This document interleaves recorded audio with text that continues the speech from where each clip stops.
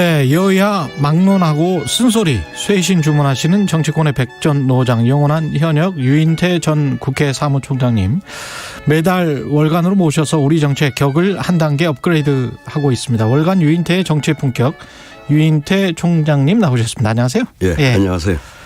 대통령의 국민과의 대화가 2년 만에 있었고 임기 중 마지막 대화였습니다. 이번이 예. 어떻게 보셨는지. 뭐 많이들 얘기하지만 그동안에 좀 소통이 부족한 거에 대한 뭐 아쉬움들이 많았잖아요. 예. 그 처음엔 무지하게 많이 잘하실 걸로 봤는데 근데 역시 요번에도 보니까 소통은 역시 언론과 하는 게 그 국민과의 대화라는 형식보다는 기자회견을 하는 게 기자회견이 그래도 훨씬 더 좀 밀도가 같은 시간에 예. 있지 않았을까 하는 그런 아쉬움은 좀 있네요. 좀 펑퍼짐했다. 예. 주제들이 좀 얇았다. 아니 뭐 아무래도 이제 이게 사전 각본 없이 한다고 하니까 뭐 좀 시간 낭비 같은 이제 이런 장면들도 꽤 보여지고 그랬잖아요. 예. 야당은 자화자찬 일색이었다. 환상에 빠진 돈키호테 이렇게 혹평했습니다.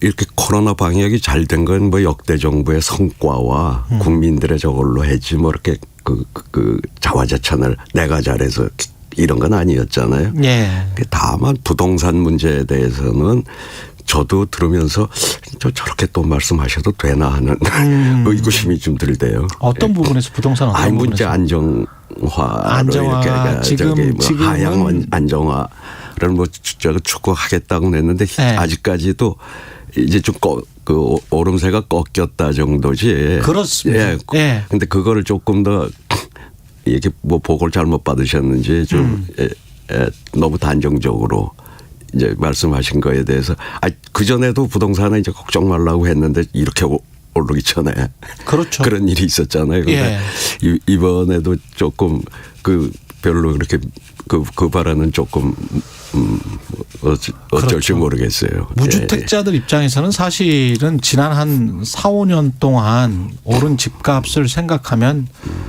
답답하신 분들은 사실 많죠. 예.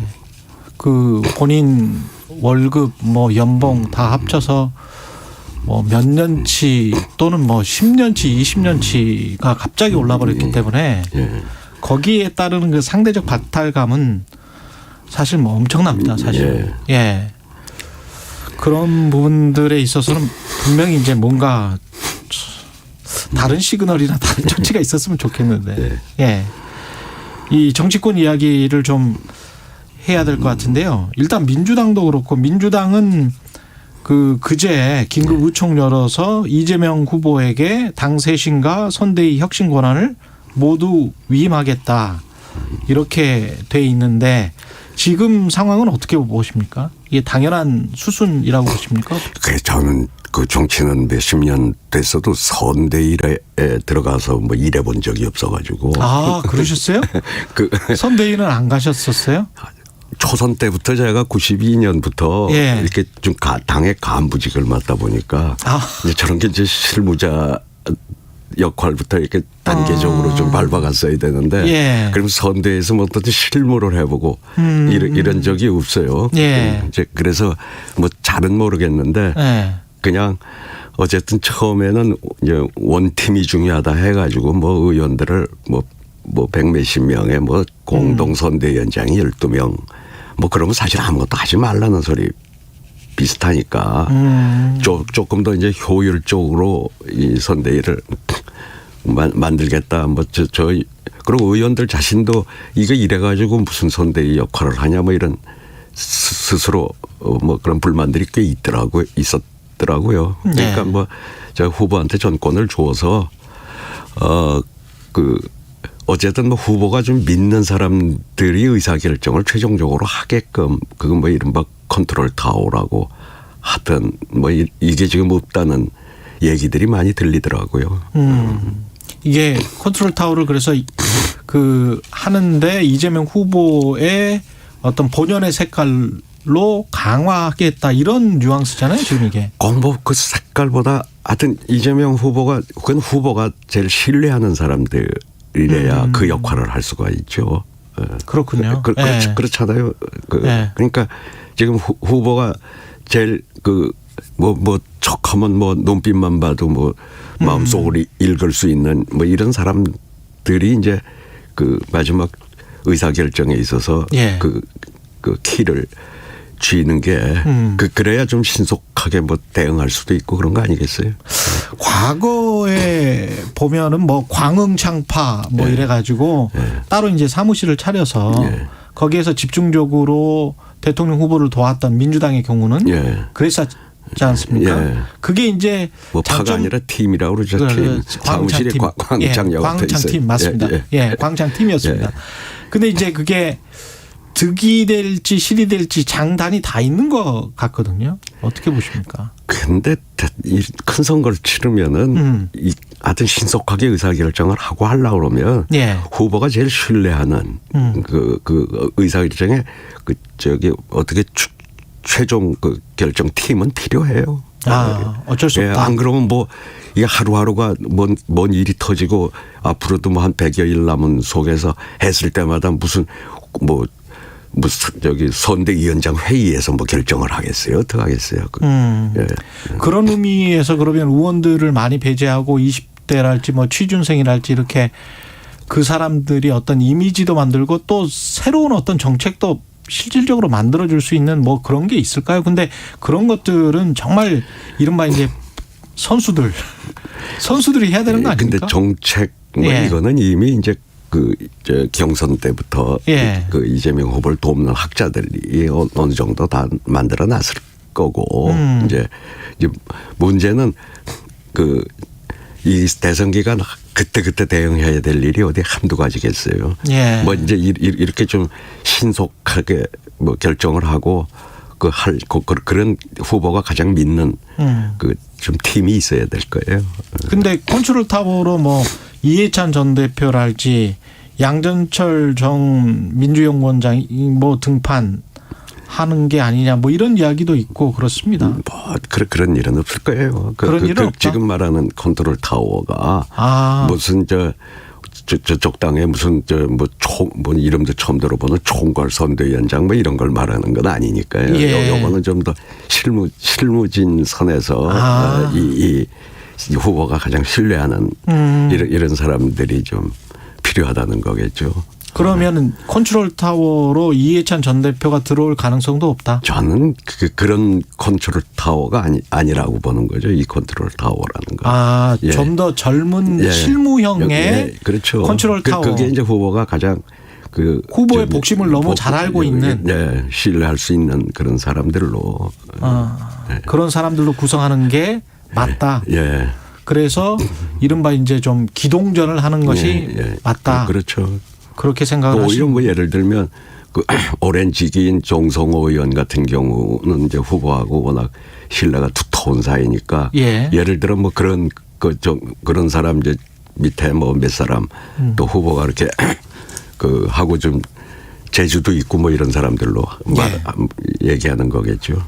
이 국민의힘도 나중에 여쭤봐야 되겠습니다만은 민주당도 마지막으로 이렇게 되면은 이제 후보가 신뢰할 수 있는 사람 위주로 해서 그 후보의 색깔을 확 강화를 시킨다면 그 처음에 원팀 선대위 구성에서 이야기를 했던 무슨 이낙연계랄지 이런 분들이 이제 배제가 되면서 약간 좀 소외가 될 수 있지 않나. 배제가 된다고 볼 수는 없겠죠. 그 중에서도 뭐 이렇게 좀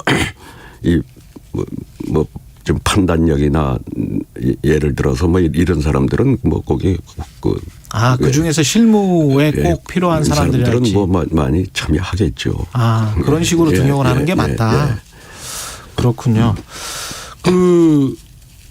관련해서 이제 국민의힘도 이야기를 해보면 국민의힘 같은 경우는 온통 시선이 김종인, 김한길, 김병준 이 3김 체제 이 이야기를 했다가 지금 김종인 위원장이 합류를 안 할 수도 있을 것 같은 그런 분위기도 좀 있고요. 어떻게 보십니까 일단은? 그래서 일단은 뭐 좀 정확하게 뭐 김종인 위원장이 그냥 할 말 없다고만 난 할 말 다 했다 뭐 이러고만 좀 있는 거 아니에요? 근데 어쨌든 저는 윤석열 후보가 이번엔 좀 상처를 입었다고 생각을 해요. 그러니까 본인은 그 3명 동의를 다 받았다. 이제 곧 발표만 할 것 같이 얘기를 했잖아요. 예. 근데 그렇게 해서 그럼 소통에 문제가 있는 거 아니겠어요? 김종인 위원장이 저런 마음을 가지고 있는데 그걸 다 동의한 걸로 판단을 했다고 그러면은 그 소통과 정치력에 꽤 이번에 이 과정에서는 저는 상처를 입었다고 보여지네요. 역으로 이렇게 생각할 수도 있지 않을까요? 그 짧은 기간에 당을 장악했다. 그래서 윤석열의 뭐 대선 후보니까요. 예. 윤석열의 당으로 만들고 있다. 이렇게 생각을 하면 정치 신인치고는 굉장히 장악력이 빠르다. 이렇게 평가할 수도 있는 거 아닙니까? 글쎄 그건 그 장악을 했던 분이 그 총괄 선대위원장으로 하기로 다 했다고 발표해 놓고 또 그분은 안 한다고 저런 일이 생겼겠어요? 뭔가 필요로 아니, 그러니까 했었던 거는 맞나요? 김종인 전 비대위원장이? 아니 뭐 그분으로서는 뭐 작년에 그렇게 소위 서울시장 보궐선거를 다 죽어갔던 당을 살려서 뭐 이기면서 소위 경세가로서의 별의 순간을 맞이한 분이고 특히 뭐 당 대표도 그렇고 처음부터 뭐 윤석열 후보 또 경선 과정에서도 윤석열 후보를 좀 거들었잖아요. 그랬죠. 편들어줬잖아요. 그랬습니다. 네. 그러니까 당연히 뭐 윤석열 후보가 되면은 뭐 홍준표 후보가 됐으면야 뭐 그 양반은 참여 안 했겠지만 윤석열 후보가 되는 한은 아마 소위 뭐 전권을 쥔 선대위원장이 근데 뭐 대선에서 전권은 후보가 어차피 쥐는 거지. 난 그 말조차가 그러고 무슨 조직도를 또 그리는데 무슨 총괄 선대위원장 밑에 상임 선대위원장이 당 대표는 저런 이름을 처음 들어봐요. 저런 그 상임 선대위원장은 하나고 공동 선대위원장만 보통 있는 거 아니겠어요? 예. 근데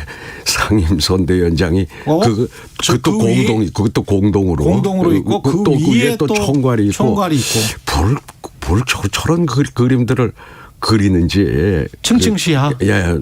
뭐 하여튼 좀 어색해요. 많이. 그러면 김종인 전 위원장은 지금 약간 좀 자존심이 상했다, 우롱당했다라는 그런 기분일까요? 우선 그는 뭐 삼김이란 것 때문에 네. 뭐 돌아가신 고인이 된 상김도 상당히 좀 언짢아하실 것 같은데. 예? 급이 좀 안 되죠. 사실은 그분들이랑 비교하면. 더군다나 어떻게 하필 성씨가 다 김씨가 돼가지고 하니까 꼭 마치 김종인 지금 위원장은 그 나머지 둘하고 동격이 돼버린 거에 그 기분이 굉장히 나쁘지 않겠어요? 그렇겠습니다. 근데 이제 김병준 전 위원장은 노무현 정부 출신이었고 김한길은 뭐 민주당 대표였고 이게 어떻게 보면은 그 갖는 이미지 이런 거는 민주당에 타격이 있지 않을까요? 국민의힘에는 도움이 되고. 글쎄 그걸 노린 거겠죠. 저쪽에서 저렇게 영입한 거는. 근데 이미 김병준 위원장은 거기 비대위원장도 했고 뭐 총리로 마지막에 취임은 못했지만 뭐 그래가지고 이미 저쪽으로 넘어간 지가 꽤 오래 됐거든요. 이미 저쪽 사람이다. 저쪽 사람이잖아요. 예. 그리고 뭐 비대위원장 그때 한 8달인가 뭐 하면서도 결국 김병준 비대위원장 물러나고 황교안 대표가 들어오는데 사실 아무 한 일이 없잖아요. 예. 뭐 당을 뭐 혁신을 하거나 뭐 어떻게 그냥 별로 힘 없이 그 리더십을 보여주질 못했잖아요. 그 비대위원장을 맡았을 때. 예. 그리고 김한길 의원도 이미 민주당에서는 떠나서 이제 안철수 대표하고 그 국민의당을 창당하는데 동참을 했다가 거기하고도 또 틀어져 가지고 사실은 총선에 출마도 않고 이렇게 그 후에 이제 뭐 건강이 많이 악화돼 가지고 그러긴 했습니다만 사실 어디도 소속이 되질 않았던 사람이고 또 민주당에 있을 때 그냥 어떻게든지 이 친노하고는 같이 못하겠다고 하는 게 아주 확고했던 사람이니까 여러 번 가출을 하잖아요.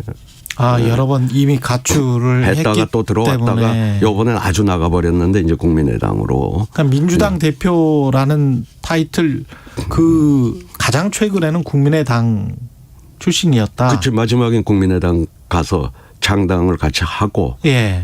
그러고 뭐 안철수 대표하고도 뭐가 좀 이게 틀어져 가지고 그 당에서도 나와서 그 후에 이제 건강이 뭐 많이 안 좋아져서 뭐 쉬고 있었던 사람이죠. 예. 근데 윤석열 후보 입장에서는 지금 하루 이틀 고민해 보신단다. 김종인 전 비대위원장이 그렇게 이야기를 했는데 김종인 전 위원장은 내가 고민한다고 이야기한 적이 없다. 글쎄 뭐 그런 말 한 자체가 없다. 그러면서 이제 더 갈등 양상이 부각되는 측면이 있는데요. 만약에 일단 김종인 전 위원장이 들어올 거라 보십니까? 결국은 들어올 거라 보십니까? 아니면 결국은 합류할 거라고. 결국은 봐요. 합류할 것이다. 예. 또 여러 사람들이 또 나서서 뭐 우선 이준석 대표부터 해서 나서서 좀 설득을 하고 하면은 마지못해 끌려 나오실 거라고 봐요. 김종인 총괄이 없는 윤석열 호는 어떻게 그럼 예상을 하세요? 김종인이 있는 윤석열 호와 김종인이 없는 윤석열 호는 뭐 그렇게 김종인 위원장 대통령 선거에서 총괄 선대위원장이 있다고 해서 뭐 얼마나 그렇게 뭐 할진 몰라도 하여튼 그분의 지금 그분으로서는 지금 별의 순간인데 저걸 놓치고 싶지는 않을 거예요. 그러려면 이 대선판에 끼어들어야 되는데 뭐 어디 딴 데를 가겠어요? 뭐 거기 갈 수밖에. 딴 데 갈 데가 없을 것이다. 그 양반으로서는 전 결국은 참여할 거라고 보죠. 그러면은 이른바 이제 반문재인의 빅텐트가 김종인 총괄이 들어옴으로써 국민의힘 입장에서는 완성되는 것? 뭐 이렇게 보십니까? 모르겠어요. 뭐. 이재명 후보 같은 경우는 유인태 총장님이 여러 번 말씀하셨는데 대장동에서 빨리 벗어나야 된다. 그런 말씀하셨잖아요.